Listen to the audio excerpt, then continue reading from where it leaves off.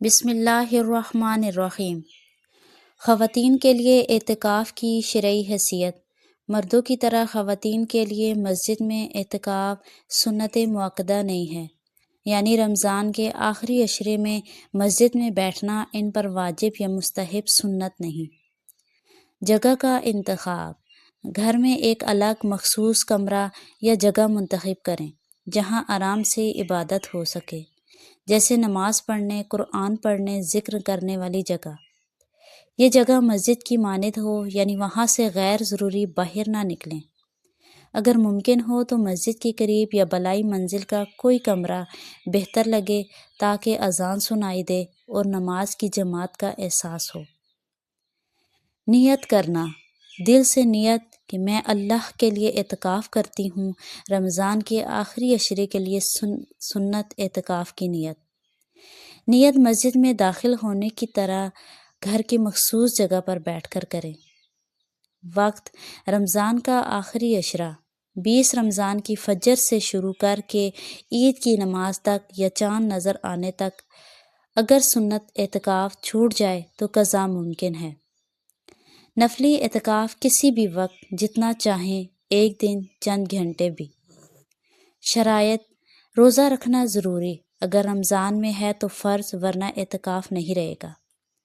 پاکیزگی، وضو، غسل اگر ضروری۔ حیض یا نفاس کی حالت میں اعتکاف نہیں ہو سکتا۔ اگر حیض آ جائے تو اعتکاف ٹوٹ جاتا ہے، بعد میں قضا کرے۔ شوہر یا گھر والوں کی اجازت لینا بہتر ہے، اگر وہ روکیں تو نفلی اعتکاف ممکن ہے، لیکن سنت کے لیے بہتر ہے اجازت ہو۔ اعتکاف میں کیا کر سکتی ہیں؟ جائز اعمال: نماز، فرض، نفل، تہجد، تراویح اگر گھر میں ہوں۔ گھر کی تلاوت، تدبر، حفظ، ذکر، درود شریف، استغفار، توبہ۔ دعائیں مانگنا، خاص طور پر لیلۃ القدر کی راتوں میں۔ ضروری کھانا پینا گھر والے لائیں تو ٹھیک، خود بھی جا سکتی ہیں اگر ضرورت ہو۔ سونا، آرام کرنا ایسی جگہ پر۔ بچوں کی دیکھ بھال اگر بہت ضروری ہے، مختصر لیکن بہتر ہے۔ کم سے کم باہر نکلیں۔ کیا نہیں کرنا چاہیے؟ اعتکاف ٹوٹ جائے گا۔